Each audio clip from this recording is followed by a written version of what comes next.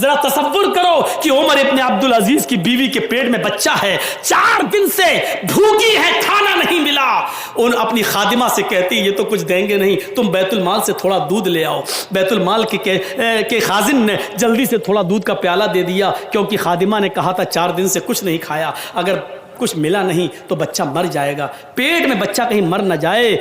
دودھ کا پیالہ لے کے آ رہی ہے، عمر ابن عبد العزیز کنویں کے پاس بیٹھ کر رات کے اندھیرے میں وضو بنا رہے ہیں، تہجد کی نماز کی تیاری کر رہے ہیں۔ انہوں نے دروازے سے آتے ہوئے اپنی خادمہ کو دیکھا جو اوڑھنی سے کچھ چھپائے ہوئے ہے، اٹھتے اور کہتے ہیں کہ کیا ہے اس میں؟ اس نے چادر ہٹائی، دیکھا دودھ کا پیالہ۔ کہاں سے لائی ہو؟ کہا صاحب یہ پیالہ تو مجھے بیت المال سے لائی ہوں۔ کہا کیوں؟ کہا آپ کی بیوی کے پیٹ میں بچہ ہے، 4 دن سے کچھ نہیں کھایا ہے، حکیم اور طبیب یہ کہہ رہے ہیں کہ ماں کچھ کھائے گی تو بچے کی زندگی بنے گی، بچے کا گوشت پوشت بنے گا، ماں جب بھوکی رہے گی تو بچہ مر جائے گا، خطرہ ہے، آپ کی امانت آپ کی بیوی کے پیٹ میں پل رہی ہے، ڈر ہے کہ کہیں بچہ مر نہ جائے، اس لیے تھوڑا سا دودھ پی لینے دیجیے۔ حضرت عمر ابن عبد العزیز وہ دودھ کا پیالہ چھین لیتے ہیں۔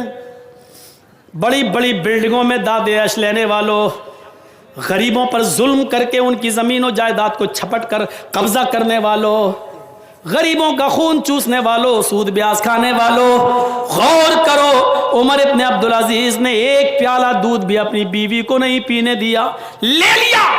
کہا میری بیوی یہ ایک پیالہ دودھ تمام مسلمانوں کی امانت ہے، اور جب تک میں میٹنگ کر کے سارے مسلمانوں سے اجازت نہ لے لوں یہ دودھ کا پیالہ تمہیں پینے کو نہیں ملے گا۔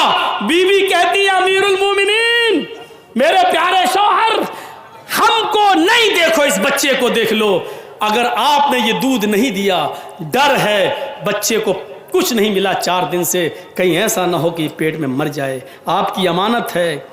عمر ابن عبد العزیز کی آنکھوں میں آنسو، دودھ کا پیالہ دیکھتے ہیں اور اپنی بیوی کا پیٹ دیکھتے ہیں اور پھر فیصلہ کرتے ہیں، اور جو جواب دیتے ہیں اس جواب کو سنیے، کیا کہتے ہیں؟ میری پیاری بیوی تیرے پیٹ میں میری جو امانت پل رہی ہے، تیرے پیٹ میں میرا جو بچہ پل رہا ہے، اگر مسلمانوں کی امانت میں خیانت کر کے ایک پیالہ دودھ پی کر اگر اس بچے کی زندگی بچ رہی ہے تو اپنے پیٹ کے بچے سے کہہ دو کہ مجھے تیری زندگی نہیں چاہیے، مجھے تیری زندگی نہیں چاہیے، اگر یہ مرتا ہے تو مر جانے دو، ہمیں اپنے بچے کا مر جانا گوارا ہے، لیکن اپنے بچے کے پرورش کے خاطر مسلمانوں کی امانت میں خیانت کر کے اس کو دودھ پلانا گوارا نہیں ہے۔ یہاں سے اسلام کو پہچاننے کی کوشش کرو، یہاں سے اٹھو اور دیکھو اللہ نے اسلام کو سب سے بہتر کیوں کہا، ان الدین عند اللہ الاسلام، اللہ تعالیٰ نے یہ کیوں کہا اسلام کو چھوڑ کر کوئی دوسرا دین تلاش کرو گے تو وہ قبول نہیں کیا جائے گا۔ دنیا کے اور مذاہب کی اسٹڈی کریے، ان میں یا تو افراط ملے گا یا تفریط ملے گی، کسی میں بہت زیادہ بڑھاوا ملے گا یا بالکل بہت زیادہ نیچا پن ملے گا۔ آپ دیکھ لیجئے، بہت دنیا کے کسی بھی مذہب کو اٹھا کر پڑھ لیجئے، ہندو دھرم کے اندر امیر ہونا ضروری ہے کیونکہ ان کے ہاں ہون ضروری ہے، صبح اور شام سندھیا کرنا ضروری ہے، سندھیا میں ہون ضروری ہے، اور ہون میں 100 گرام کاجو، 100 گرام بادام، 100 گرام اخروٹ، 100 گرام پستہ، 16 چمچے دیسی گائے کا گھی، اور 16 چمچے دیسی گائے کا گھی، اور 100 گرام کاجو، 100 گرام بادام، کستوری اور اخروٹ اور پستہ، یہ کتنی 5-6 چیزیں ہو گئیں، اور 26 چیزیں ہیں، ٹوٹل 26 چیزیں ہیں، اتنی ایک آگ جلا کر صبح اس میں ہون کیا جائے گا، یعنی آگ جلا کر دیسی گھی کے گائے کے دیسی گھی کے چمچے 16 چمچے صبح ڈالے جائیں گے اور 16 چمچے شام کو آگ میں، اور 100 گرام اخروٹ، 100 گرام بادام، 100 گرام کاجو، 100 گرام پستہ، 100 گرام آپ کا یہ میوہ اور کستوری صبح اور شام، اس کے علاوہ کل ملا کے 26 چیزیں، اگر 5 میں نے گنا دی تو 21 چیزیں اور ہیں، 6 اگر ہم نے گنا دی تو 20 چیزیں اور ہیں، یہ 26 چیزیں صبح اور 26 چیزیں شام کو آگ کے حوالے کرو، اور آگے لکھا ہوا ہے اگر یہ نہیں کرو گے تو ادھرمی اور پاپی ہو کر مرو گے، اور آگے لکھا ہوا یہ امیر کو بھی کرنا، غریب کو بھی کرنا ہے۔ ایک رکشہ چلانے والا 16 چمچے دیسی گھی کہاں سے لائے صبح، اور 16 چمچے دیسی گھی شام کو کہاں سے لائے؟ 100 گرام اخروٹ، 100 گرام بادام، 800 روپے کلو بادام مان لو تو 80 روپے کا بادام، 800 روپے کلو اخروٹ مان لو تو 80 روپے کا اخروٹ، 800 रुपए किलो अगर काजू मान लो तो 80 रुपए का काजू, और कस्तूरी 1 तोला 10 ग्राम 10 ग्राम कस्तूरी 1000, बहुत कम बता रहा हूं तो 1000, वरना ओरिजिनल कस्तूरी तो मिलेगी ही नहीं, और वह ओरिजिनल चाहिए सुबह और इतनी शाम को, और साफ लिखा अमीर भी करे गरीब भी करे, वरना धर्मी होकर मरोगे, पापी होकर मरोगे। मुझे बताओ कौन कर पाएगा ये? इसलिए इन सारी चीज़ों को छोड़कर एक नारियल का गोला ले लिया है हमारे हिंदू भाइयों ने, कहीं जाते उठा के फोड़ दे, तो नई गाड़ी ली, उसको चलाने से पहले नारियल फोड़ दिया, वो सबका हम वजन करके नारियल ले लिया, का बस ये इसमें काम चला रहे हैं। वरना यकीन मानिए सिर्फ नारियल नहीं है, इन 26 चीज़ों में नारियल भी शामिल है, लेकिन सबको अलग करके सिर्फ नारियल ले लिया गया है। तो हिंदू धर्म में अगर जिंदा रहना है तो अमीर बन जाओ, अगर अमीर होगे तो तुम इतनी पूजा कर सकते हो, वरना नहीं। और ईसाई धर्म का मुताला करो बाइबिल, तो उसमें लिखा हुआ है गरीब होना पड़ेगा। जीसस ने पितरस से कहा अल्लाह की राह में सारा माल लुटा दो। ईसा की नजर में पितरस वही हैसियत रखते हैं जो अल्लाह के रसूल की नजर में अबू बकर सिद्दीक। उठना बैठना पितरस का ईसा के साथ था। जीसस ने कहा, ईसा ने पितरस अल्लाह की राह में सारा माल लुटा दो। पितरस ने कहा बड़ी मेहनत से कमाया, सारा माल लुटा दो? अच्छा, आधा गरीबों में दे देता हूं, आधा अपने पास। तो ईसा अलैहिस्सलाम ने सुई निकाली, बाइबिल में लिखा है, एक सुई निकाली और सुई के सुराख को दिखाते हुए कहा पितरस इस सुई के सुराख को देखो। कहा इसमें से ऊंट को अगर दाखिल किया जाए तो हो जाएगा? पितरस ने कहा नहीं। कहा सुनो, अल्लाह की इस सुई के सुराख से ऊंट दाखिल हो जाए ये मुमकिन है, ऊंट चला जाए मुमकिन है, लेकिन कोई अमीर अल्लाह की जन्नत में दाखिल हो जाए मुमकिन नहीं है। यानी ऊंट सुई के सुराख से जाना आसान है, अल्लाह की जन्नत में किसी अमीर का जाना आसान नहीं, जब तक कि सब नहीं लुटाओगे। पितरस ने कहा अच्छा ठीक है, मुझे 2 दिन की मोहलत दीजिए। ईसा अलैहिस्सलाम ने 2 दिन की मोहलत दी। उसके बाद पितरस फिर लौट कर ईसा अलैहिस्सलाम के पास नहीं आया। यहां ईसा का मुकाबला देखो, पितरस 2 दिन के बाद नहीं आया। और गालिबन ग़ज़वा तबूक के मौके पर अल्लाह के रसूल ने जब सहाबा से कहा अपने अपने घर का माल लेकर आओ, तो सारे सहाबा माल ले आए। अल्लाह के नबी ने हजरत अबू बकर से पूछा घर में क्या छोड़ा? क्या कहते हैं सारा सामान उठा लाया। पूछा घर में क्या छोड़ा? तो क्या कहा? अल्लाह और उसके रसूल की मोहब्बत घर में छोड़ के आए। ईसा का पितरस देखो, वो चला गया फिर लौट के नहीं आया, और यहां अल्लाह के नबी ने हुक्म दिया तो अबू बकर अपने घर का सारा सामान ले आए। मेरे भाइयों, हुक्म पर मर मिटने वाले जो मोहम्मद रसूलुल्लाह को मिले वो किसी और नबी को नहीं मिले। इस्लाम दीन मुअतदिल है।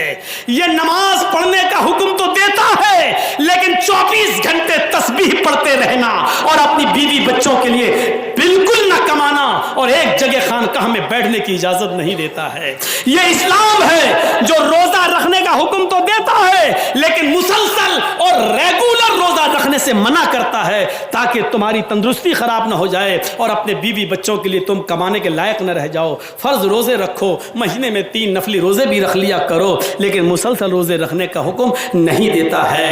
ये ज़कात का हुक्म तो देता है कि गरीबों की मदद करो, 2.5% दो, लेकिन अपने घर का सारा माल लुटाकर खुद अपने घर में लोगों के टुकड़ों के मोहताज बन जाओ, इस बात की इजाजत नहीं देता है। इस्लाम ज़कात की इजाजत तो देता है, गरीबों की मदद की इजाजत तो देता है, लेकिन अपने घर का सारा माल लुटाने की इजाजत नहीं देता है। इस्लाम हज करने का हुक्म तो देता है, लेकिन यह नहीं कहता कि हज करने के लिए तुम्हारे पास कुछ नहीं है तो अपना घर बेच दो, अपनी दुकान बेच दो और बेच कर हज करने के लिए जाओ, इस बात का हुक्म नहीं देता है। मेरे भाइयों, ये इस्लाम दीन मुअतदिल है, दीन इत्तिदाल है। इसके अंदर आपको ना तो उतार बहुत ज्यादा चढ़ाव मिलेगा, ना बहुत ज्यादा गिरावट मिलेगी, ये बीच का रास्ता बताता है। इस्लाम यकीनन जिहाद का हुक्म देता है, लेकिन अमन हो जाने के बाद, जिहाद खत्म हो जाने के बाद, मुल्क में शांति हो जाने के बाद फिर फसाद फैलाने की इजाजत नहीं देता है। इस्लाम दीन मुअतदिल है, इसको हम समझें, इस पर हम गौर करें, इसको हम लें और देखें, यही इस्लाम की खुसूसियात हैं। मेरे भाइयों, इस्लाम के कुछ उसूल ऐसे हैं जो हमारी समझ में नहीं आ सकते हैं, लेकिन हमें वो भी मानना है। एक कानून है, इससे क्या फायदा? मगरिब में 3 रकात अल्लाह के नबी ने क्यों रखी? फजर में उठना बड़ा मुश्किल होता है, वहां 5-6 रकातें होना चाहिए, तो अल्लाह के नबी ने 2 ही क्यों बताई? जुमा इतना मुबारक दिन है तो उसमें 2 ही रकातें क्यों हैं, जबकि जुमे के दिन की अफजलियत है तो वहां 20-25 रकातें होना चाहिए थी। کوئی ضروری نہیں ہے ہماری عقل وہاں تک پہنچے، لیکن ہمیں فالو کرنا ہے، چاہے فائدہ سمجھ میں آئے یا نہ آئے۔ کبھی آپ نے گورنمنٹ سے سوال کیا ہے؟ ٹریفک نیم بنے ہوئے ہیں، کبھی دیکھا آپ نے؟ بڑے بڑے شہروں میں جاؤ گے تو ٹریفک نیم ہے، وہاں پولیس نہیں کھڑی ہے، لال بتی جل رہی ہے، آپ گاڑی روک دیجئے، ہری بتی جلے گی، گرین سگنل، گاڑی چلائیے۔ یہ نیم کس لیے بنے؟ ہمارے اور آپ کے لیے بنائے گئے ہیں، یہ نیم ہمارے اور آپ کے لیے بنائے گئے ہیں۔ جرجی صاحب گاڑی چلاتے ہوئے جا رہے ہیں، کولکاتہ کی سرزمین ہے، چورایا آیا، ریڈ سگنل ہو گیا، گاڑی روک دی۔ جرجی صاحب دیکھ رہے ہیں دائیں بائیں تو کوئی گاڑی نہیں آ رہی ہے، سگنل پر رکنے کا کیا فائدہ جب ایکسیڈنٹ ہو ہی نہیں سکتا، تو چلو گاڑی چلا دیں۔ میرے بھائیوں ایمانداری کے ساتھ بتائیے، کوئی چیز کوئی سواری ہمیں نہیں دکھ رہی ہے، ایکسیڈنٹ کا خطرہ بھی نہیں ہے، لیکن ریڈ سگنل ہے، ہمیں گاڑی چلانا چاہیے کہ نہیں چلانا چاہیے؟ قانون کے مطابق نہیں چلانا چاہیے۔ کیوں؟ جب تک گرین سگنل نہ ہو جائے تب تک نہیں۔ ہماری عقل کہتی ہے کوئی فرق نہیں پڑتا، چلاؤ، کیونکہ کوئی ایکسیڈنٹ کا خطرہ ہی نہیں ہے، آگے کوئی سواری آ ہی نہیں رہی ہے۔ لیکن لکھنؤ میں جہاں اس وقت ہم رہ رہے ہیں میرے بھائیوں، وہاں پولیس نہیں کھڑی ہے، لیکن گاڑیوں کے نمبروں کو اکاؤنٹ سے جوڑ دیا گیا ہے، ہمارے بینک کے اکاؤنٹ سے جوڑ دیا گیا ہے۔ آپ نے جیسی ریڈ سگنل کراس کر کے توڑا، فوراً آپ کے موبائل میں میسج آ جائے گا 500 روپے چالان آپ کا کٹ گیا ہے۔ چاہے ایکسیڈنٹ کا خطرہ ہو یا نہ ہو، لیکن ریڈ سگنل ہے، گاڑی روکنا پڑے گی۔ آپ کتنا بھی لڑیے ٹریفک کے پولیس والے سے، صاحب گاڑی تھوڑی آ رہی ہمیں جانے دیجیے، نہ، ریڈ سگنل ابھی نہیں جا سکتے۔ کہ نقصان کیا اگر ہم چلے جائیں؟ کچھ نہیں، قانون ہے۔ جمعے میں 2 رکعت کیا ہے ہمیں نہیں، کیوں ہے ہمیں نہیں معلوم، ہمارے نبی نے قانون بنایا، ہمیں فالو کرنا ہے۔ فجر میں 2 رکعت کیوں ہے ہمیں ماننا ہے۔ گندگی زمین پر چلتے ہوئے موزے میں نیچے لگے گی، لیکن مسا اوپر کرنے کا حکم دیا ہے، نیچے کیوں نہیں، ہمیں ماننا ہے۔ حالانکہ لوگوں نے اس کے جواب دیے ہیں، لیکن ہمیں جوابات سے مطلب نہیں، ہمیں مطلب صرف یہ ہے کہ ہمارے نبی نے جو قانون ہمیں بنا دیا ہے ہمیں ماننا ہے۔ مکھی کھانے پینے کی چیز میں گر جائے اس کو پورا ڈبو دو، صاحب پورا ڈبو دو، ہاں، جب تک وہ مر نہ جائے اس کو ڈبو دو، جب مر جائے تو اس کو نکال کے پھینک دو، پھر پینے والی چیز پی لو یا کھانے والی چیز کھا لو، اگر آپ کا دل کراہیت نہ کرے تو۔ لیکن وہ چیز حلال ہے، کھا سکتے ہیں، لیکن پورا ڈبونے کا حکم ہے۔ ایسا مکھی بھی زندہ نکال کے پھینک دو، پورا ڈبو دو، بھر جانے تک انتظار کرو۔ ہماری سمجھ میں نہیں آ رہا ہے، نہ آئے، حالانکہ اس کا طبی فائدہ ہے، لیکن اگر ہماری سمجھ میں نہیں بھی آتا ہے تب بھی کوئی فرق نہیں، ہمارے نبی نے قانون بنایا، ہمیں فالو کرنا ہے، ٹریفک نیم کی طرح۔ جیسے ریڈ سگنل ہے لیکن ایکسیڈنٹ نہیں ہو سکتا ہے، پھر بھی ہمیں رکنا ہے، اگرچہ کوئی خطرہ نہیں ہے پھر بھی رکنا ہے، کیونکہ قانون ہے اور قانون ہمارے فائدے کے لیے بنائے گئے ہیں۔ ہمیں کوئی نقصان یا فائدہ ہو یا نہ ہو، اللہ کے رسول نے یہ قانون بنایا، ہمیں ماننا ہے، کیونکہ اللہ کے رسول صلی اللہ علیہ وسلم کو کہ ہر کام میں مصلحت ہے۔ یہ الگ بات ہے کہ ہم وہاں تک پہنچ پائیں یا نہ پہنچ پائیں، ہماری عقل وہاں تک جا سکے یا نہ جا سکے، لیکن فائدہ ضرور ہوگا، مصلحت ضرور ہوگی، ہمیں ماننا ہے۔ ایک چیز اور بتا دوں، قرآن کہتا ہے یا ایھا الذین آمنوا ادخلوا فی السلم کافہ، پورے داخل ہو جاؤ۔ 2-4 نمازیں پڑھ لیں مسلمان بن گئے، 2-4 روزے رکھ لیے مسلمان بن گئے۔ اب کون ہے؟ محمد اسلم، محمد جرجیز، محمد اکرم؟ نہیں، یہ بجلی کا کھمبا لگا ہے، مان لیجئے ابھی اس پر تار نہیں دوڑائے گئے ہیں، لیکن آپ کے گاؤں میں بجلی کا پول لگا ہوا ہے، بجلی کا کھمبا لگا ہے، اس پر بہت جلدی تار دوڑیں گے، گاؤں میں بجلی آنا ہے۔ لیکن اسی بجلی کے کھمبے کے پاس آم کا ایک پیڑ ہے، آم کا ایک پیڑ، ہوا چلی، آندھی آئی، چند پتے ٹوٹ کر بجلی کے پول پر، بجلی کے کھمبے پر چپک گئے، تو آپ اس بجلی کے کھمبے کو کیا کہو گے؟ بجلی کا کھمبا یا آم کا پیڑ؟ بتائیے۔ تنویر ذکی مدنی صاحب نے ہاتھ اٹھوایا، ہم پوچھ رہے ہیں آپ سے، اس کھمبے پر، بجلی کے پول پر آم کے 5-6-10 پتے چپک گئے، آپ اس کو کیا کہو گے؟ بجلی کا کھمبا یا آم کا پیڑ؟ بجلی کا کھمبا۔ آم کا پیڑ کیوں نہیں کہہ رہے ہو؟ اس پہ تو پتے چپکے ہوئے ہیں، نہیں کہہ سکتے ہو۔ کیوں؟ کیونکہ آپ جانتے ہو کہ چند پتوں کے کھمبے پر چپک جانے سے بجلی کا کھمبا آم کا پیڑ نہیں بن سکتا ہے۔ آم کا پیڑ تبھی آم کہلائے گا جب وہ اپنے جڑ میں بھی آم ہو، اپنی شاخوں میں بھی آم ہو، اپنے پتوں میں بھی آم ہو اور اپنے پھل میں بھی آم ہو، تب اس کو آم کا پیڑ کہو گے۔ اور جب 2-4 پتے کے چپک جانے سے بجلی کا کھمبا آم کا پیڑ نہیں ہو سکتا، تو آپ کی اور ہماری 2-4 نمازیں ہمیں مسلمان کیسے بنا سکتی ہیں؟ 2-4 روزے ہمیں پورا مسلمان کیسا بنا سکتے ہیں؟ جب بجلی کے کھمبے پر لگے ہوئے 2-4 پتے بجلی کے کھمبے کو آم کا پیڑ نہیں بنا سکتے ہیں۔ آم کا پیڑ تبھی آم کا ہوگا جب وہ جڑ میں بھی آم ہو، شاخاؤں میں بھی آم ہو، برانچ میں بھی آم ہو، پتوں میں بھی آم ہو، پھل میں بھی آم ہو۔ آپ مسلمان اس وقت کہلاؤ گے جب آپ کی جڑ میں اسلام ہو، آپ اٹھیں تو اسلام چھلکتا ہو، آپ بیٹھیں تو اسلام چھلکتا ہو، آپ چلیں تو اسلام چھلکتا ہو، آپ کھائیں تو اسلام چھلکتا ہو، آپ عبادت کریں تو اسلام ٹپکتا ہو، آپ شادی اور بیاہ کریں تو اسلام نظر آتا ہو، آپ کی جڑ بھی اسلامی ہو، اس میں لگنے والے پتے بھی اسلامی ہو، اور اس میں پھل بھی اسلام کا لگا ہو، تب آپ پورے مسلمان کہلائیں گے۔ تو اسی لیے قرآن نے کہا ادخلوا فی السلم کافہ، 2-4 وقت کے نمازی مت بنو، اسلام کے اندر پورے کے پورے داخل ہو جاؤ، اپنے جڑ کے ساتھ مسلمان بنو، جڑ کے ساتھ۔ اسلام کے ساتھ ہمارا تعلق پانی اور پتھر کی طرح نہیں ہونا چاہیے۔ یہ ایک جگ ہے، مان لیجئے اس میں ایک پتھر ہم نے ڈال دیا، دو دن کے بعد دیکھیں گے آپ پتھر بھی دکھ رہا، پانی بھی، پتھر نکال کے آپ الگ کر دیجئے۔ جب چاہا پتھر کو الگ کر دیا، 2 دن کے بعد بھی پتھر کو الگ پھینک دیا۔ اس کا مطلب کیا ہے؟ نہ پانی نے پتھر کو ایکسپٹ کیا، نہ پتھر نے پانی کو جذب کیا۔ یہی تو مطلب ہوا۔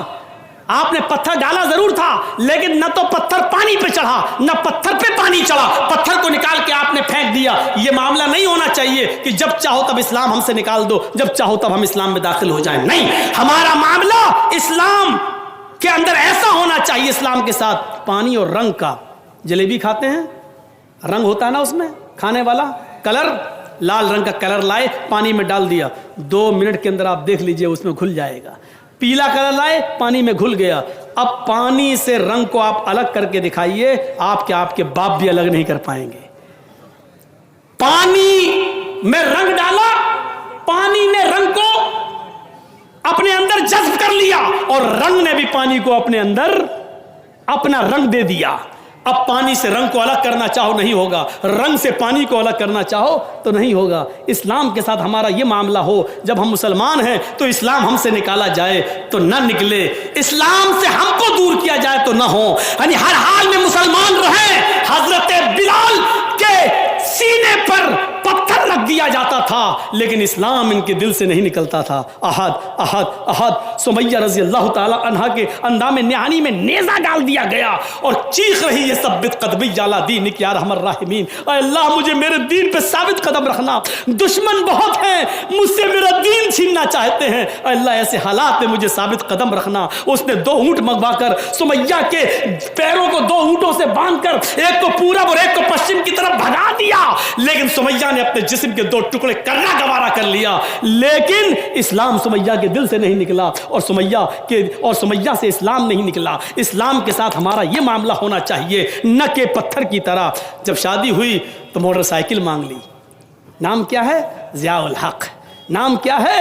محمد جرجیس، نام کیا ہے؟ محمد اسلم۔ ہم اپنے جڑ میں بھی مسلمان رہیں، اپنے شاخاؤں میں بھی مسلمان ہوں، اپنے پتوں میں بھی مسلمان ہوں، اور ہمارے پھلوں میں بھی اسلام لگ رہا ہو، تب ہم پکے مسلمان ہیں۔ تو میرے پیارے ساتھیوں، ان چند مثالوں سے میں نے اسلام کو سمجھانے کی کوشش کی ہے۔ 10 بجے جلسہ ختم ہونا تھا، ہم نے 10:37 دے دیا۔ مطیع الرحمان صاحب کا جلسہ ایسا ہی ہوتا ہے، دلی کی کانفرنس ہو جاتی ہے، 5-5 منٹ 10-10 منٹ سب کو ٹائم دینا پڑتا ہے، تعلقات اتنے وسیع ہیں کہ سب کو آنا پڑتا ہے، MLA بھی آ جاتے ہیں، MP بھی آ جاتے ہیں، سب لوگ آ جاتے ہیں۔ تو میرے بھائیوں، بہرحال کم ہی صحیح، لیکن اسلام کے تعلق سے جو بیان دیا گیا ہے، اللہ سے دعا کرتا ہوں کہ بار الہ یہ اسلام ہمارے اندر پورا کا پورا داخل فرما دے، اور اسلام کے اندر ہمیں پورا کا پورا داخل کر دے، اور اسلام ہمارے اندر پورا کا پورا داخل کر دے۔ شارٹ میں اتنی ہی دعا کافی کہ الہ العالمین جب تک تو ہمیں زندہ رکھ، اسلام پہ رکھنا، اور جب ہمارا خاتمہ ہوتی ایمان پر ہمارا خاتمہ فرمانا۔ وما علینا الا البلاغ المبین، وآخر دعوانا ان الحمد للہ رب العالمین۔ السلام علیکم ورحمۃ اللہ